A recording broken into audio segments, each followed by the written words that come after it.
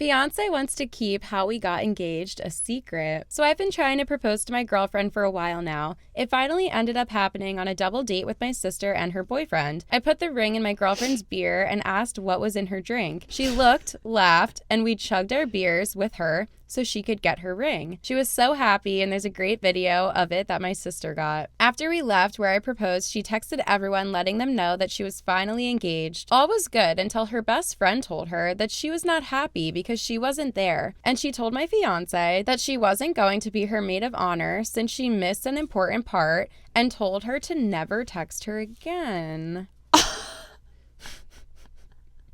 My fiance, devastated by her reaction, is sad, and it kind of ruined the whole night. She cried herself to sleep. The next morning, she texts her best friend, and she ends up lying about how we got engaged. She told her a completely fabricated story that does not include my sister being there or anyone except for us. Even the location of where I proposed was a lie. Her friend ends up apologizing, and they make up. If her best friend knew that my sister was there and was the one that recorded the whole thing, her best friend would not talk to her anymore. So now my fiance told me that I have to lie to all of my friends and tell them the same story so she doesn't find out. The only people who know the real story is her family and my family. When we got engaged, I expected us to actually celebrate it and not have to be so secretive. She told everyone not to post anything online, and we will just keep this lie alive as long as we can. I'm upset about it, and I want to know if my feelings are valid. Why is she choosing to protect her feelings over mine? We got engaged. Her best friend is making it all about her, and my fiance went right along with it. I wanted to talk to her about it tonight, but I don't know if I was being sensitive about it or not. Any advice would be much appreciated. This did not go in the direction that I thought it was going to go from the title. Wow. No. There's so much wrong here. Wild. Actually, there's really not so much wrong here. There's really just one main problem. I truly thought she was going to be embarrassed that it was put into beer and that she had to chug. Right.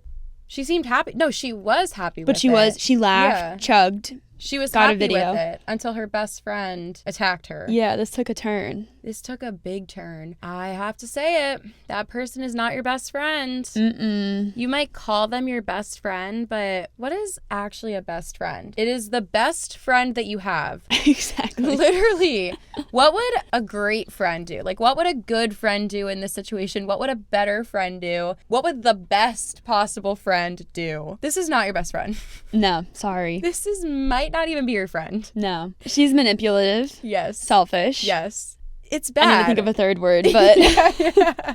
She's a bad friend, if she is a friend. And if you have to lie to her for the rest of your life... to protect her feelings. Yes. And to maintain a friendship or a relationship at all with her, that's not worth it. No. I've heard this idea of, like, when you are trying to protect someone else's feelings, there are certain times where you have to choose who you want to protect and who you want to hurt. Because in some situations, what you're doing to try to protect one person's feelings might be the very thing that is hurting someone else's feelings. And in this situation, that's what's happening. So what she's choosing to do to protect her best friend's feelings, the action is lying literally for the rest of her life and telling everyone else in her life to also lie about it. That is hurting her partner, her fiance, the person that's going to wake up to her every day for the rest of their lives. Is that worth it? I don't think so. No.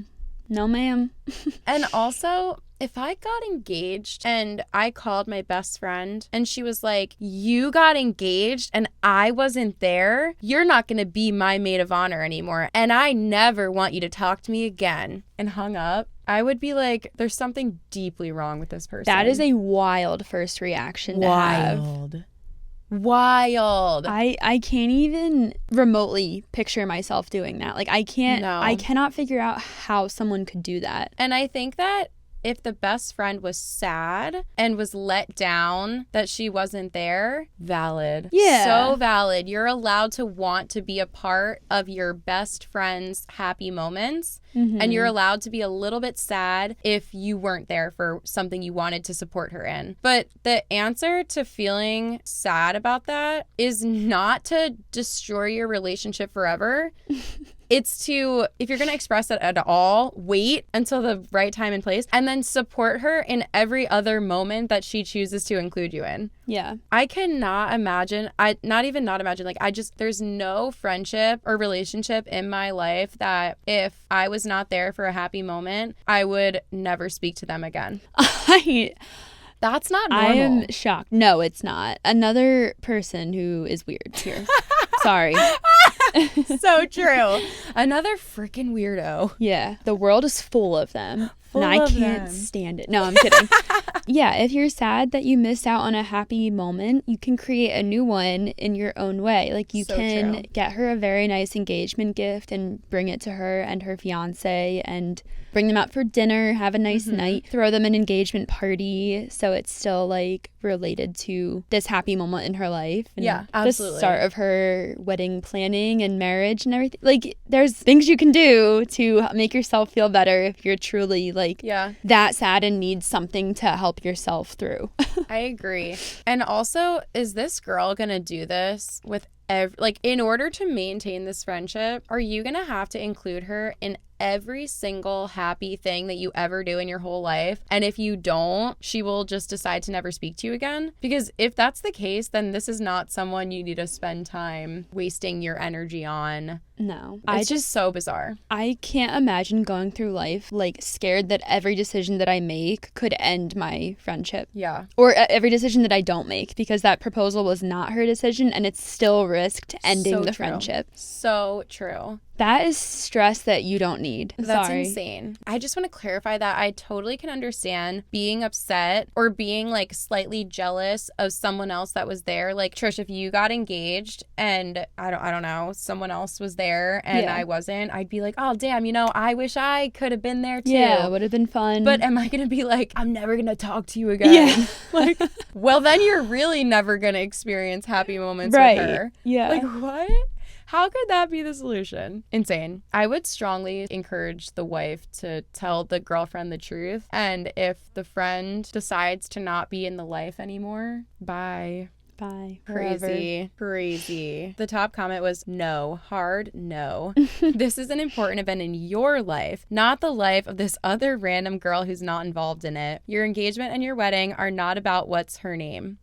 Her reaction was freaky and scary, and your fiance's reaction to her reaction was just straight up weird. So we're on it with the top comments today. Tell her that you're going to tell the truth and not participate in this crazy, and that you're offended by her choosing someone else over you in regards to your engagement. You're going to be married, so the two of you need to choose each other and make each other the most important person in your life, not this psycho. We are just so on it with the top comments today. Mm-hmm. I completely agree. I'm scared of the best friend. Yeah.